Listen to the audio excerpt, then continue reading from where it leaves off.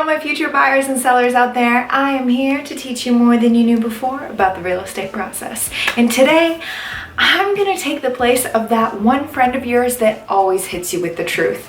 I'm talking about that person that dishes you up with what you don't want to hear, but you need to hear. Because I am going over the 13 reasons why some homes don't sell as fast as they should compared to the competitors, and also why they don't sell for a premium price. So let the truth begin. Hey, it's Ella with Ella Estate Realty, and welcome back to my corner of YouTube where I give you all the tips, hints, and hacks you can handle about real estate. So renters, buyers, sellers, investors, I got you. You've come to the right place. If you had any other questions for me, you can talk to me in real time, actually, with an instant messenger through my website, and that is EllaEstateRealty.com, so reach me there. As for today's video, we are going over the 13 reasons why your house is not selling. It's been sitting on the market for far too long and you've been scratching your head and you can't figure it out. So I am here to hit you with that truth. Just don't take it personally. Listen to all 13. Make sure that you're not suffering for any of these, and just be aware that they're kind of intertwined with one another. So address them all if you are struggling.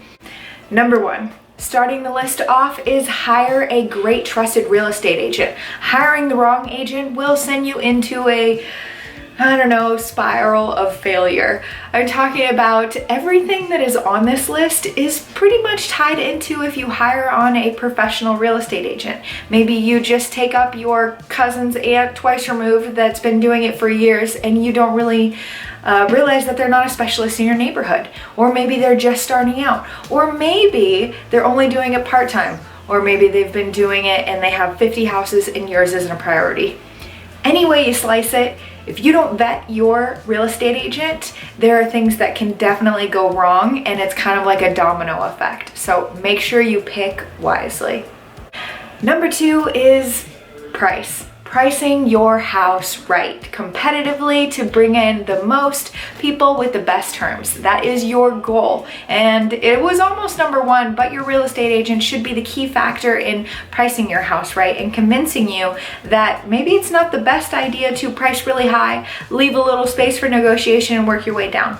Because that's not really how the real estate market works. It's not like selling a house or something over Craigslist. You actually want to price it at fair market value, which is what it should be going for, what a buyer would be willing to pay for it, or a little bit below. Why, you ask? Well, it's the psychology behind it. It's the perception of value. They're thinking that they're getting a good deal. And really, if you're making multiple people think that, then they could get into a bidding war, or they're giving you their best terms because they want to be competitive. And you want those competitive offers so your house flies off the market at a premium. Number three is commission, but specifically the buyer's agent commission. I'm talking about on your listing agreement, there are two blanks, one for the listing agent's commission and one for the person that's bringing you the buyer. So usually the industry standard is 3% for each of these categories, but there's been a little fluctuation with people undercutting prices and giving different services and different prices. So I just wanted to touch base on this. It is well known that you should be putting 3% for the buyer's agent's commission, unless your house is like over $1 million. But this is to attract the best buyers out there. So all agents will have a feeding frenzy and bring their buyers to you.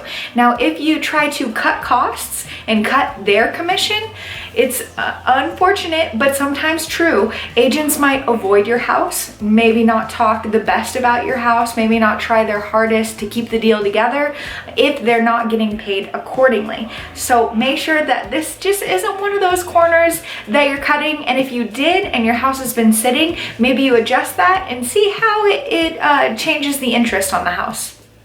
Number four is the emotions behind the situation. Getting emotional throughout the process. I just want to remind you that this is a business transaction at the end of the day. It is a structure that you're putting up for sale for a good amount, and you're trying to attract people so that you can let go of this house and move on to the next. Now, usually you've raised children here, maybe this was your first house, or just an unsum amount of memories have been made and you're having a hard time letting go. Well, if you are not ready, then that's perfectly fine. But I want you to communicate that with your trusted real estate agent so they know how to better tackle the situation.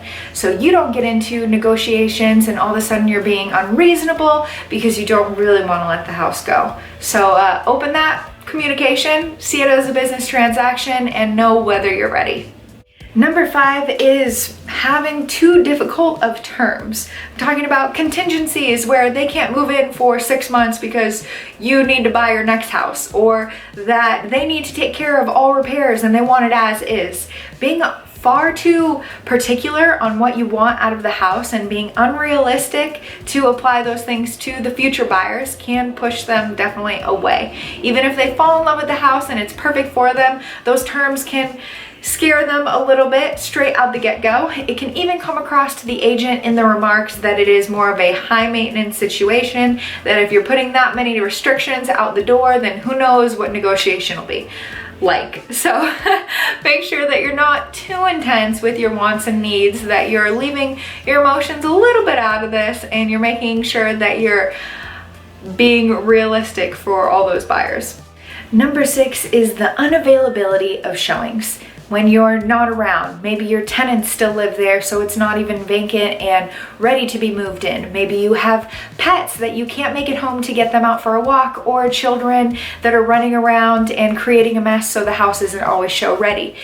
Either or, any way you slice it, the less time you give buyers to check out the house and walk through, the less likelihood they're gonna fall in love with it. Now, you get your time base down to maybe just the open house and you're not letting anybody else in the house, or maybe 2 hours on a Tuesday when your schedule allows it.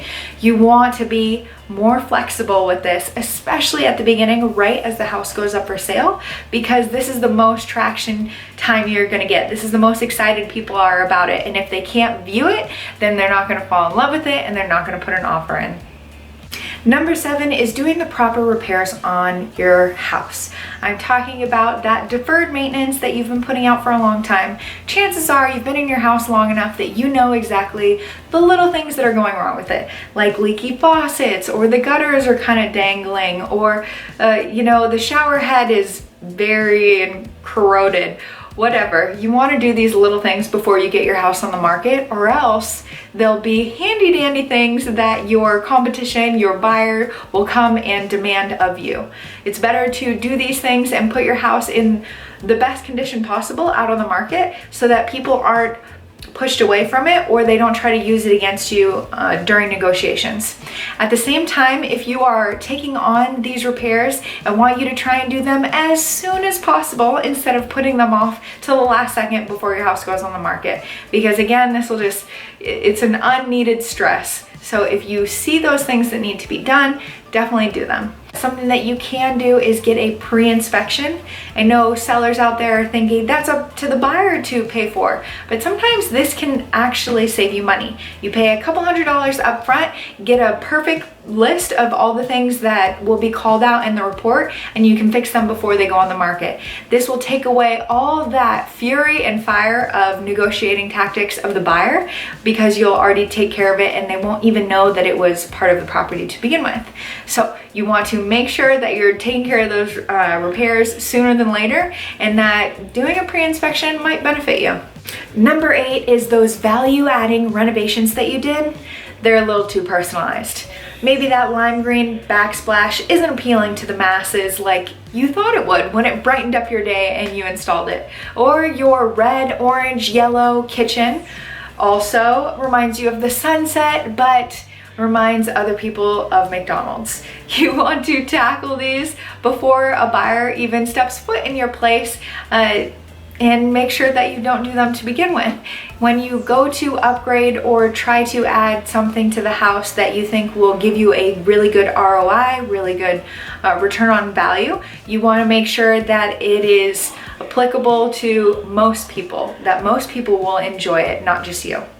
Number 9 is not actually cleaning your property before it goes up for sale. I'm talking about professionally cleaning. Not only having all your clothes put away and your dishes done and not in the sink, but also getting it down to the nitty-gritty of washing the windows, pressure washing all the hard surfaces, the roofs, the driveway, getting the carpets professionally cleaned. All these things are gonna bring up the value of your house and bring more attraction to it by the people walking through. If you're not taking these steps to do it, most likely people are going to be really turned off by it, and they're just going to focus on the smell that's in the house, or the dog hair that's all over every piece of furniture that's there, or just, you know, you want them to leave remembering the house and how they would put it, everything of theirs in it, not remembering how dirty it was. Number 11 is not having your house in show condition at all times. You might get a little relaxed because you're living there, but the second it goes on the market, you want to make the most of that time. I'm talking about making sure that your smells from your dinner the night before aren't lingering to the next day, that you pick up after yourself, that you make the beds. This is definitely harder to achieve, like I've said before in other videos, if you're living there compared to if the house is vacant and staged. But I want you to put your most effort forward, because people make their mind up about a house within 30 seconds of walking in. So you want to give them the best impression as possible, and that is making sure your house is sparkly and ready for them to view it. 12 is your marketing is falling short. It's usually up to your agent, but if you're a for sale by owner, you want to be aware of this too. Whether it's your print media flyers are a little lackluster, or your house is only listed on Craigslist instead of through the MLS, you're not going to get in front of as many eyes as you want, and you're not going to appeal to as many people as you want. You want that listing to be thrown out to the internet and get in front of international clients or people around the neighborhood. There are different ways and venues that people find houses. It's not just all through the internet, but having your advertisement as pristine as possible and showcasing your house's features will help you not let your house sit. If you are not aware of this and you don't take this seriously, the after effects will definitely dominate the lack of offers you're getting. Lucky number 13 is bad photos. Now it rounds off the list, and maybe I left it till the end so it would solidify in your mind, but it still blows my mind that some people take listing photos with cell phones, or they don't brighten them so they come across dark, or they only give you 4 photos. I was just helping out another real estate agent the other day. They had a house listed and their specialty was actually in commercial. And so they took 4 photos of this a little bit older, unique, custom-built house, and it kind of looked like a business building through the listing. It was very off-putting, and the house was gorgeous, but it was not featured through the photos.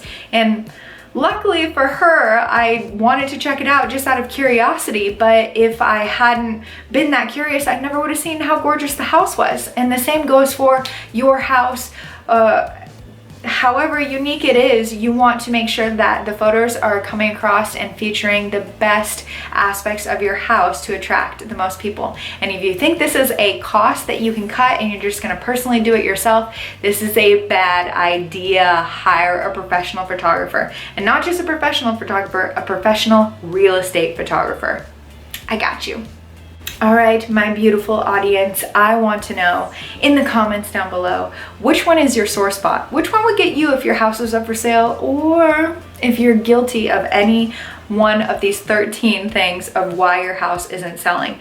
Because you know, we all got our blind spots, and I'm just here to point those things out for you so you can be the best buyer, seller, investor out there possible. So, as for today's video, thank you so much for watching. If you enjoyed it, feel free to share it with others that might benefit from it, or you can leave me some love with some likes. Thank you so much for watching. I'm Ella with Ella Estate Realty, and I hope you're having a magnanimous day.